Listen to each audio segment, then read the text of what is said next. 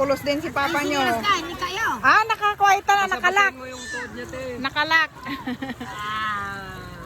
Oh, ayan yung mga marites. Oh, oh. And then yung mga ibang marites.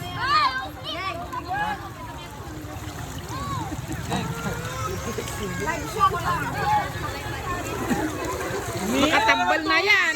Talaga, umatabi palagi ito sa akin.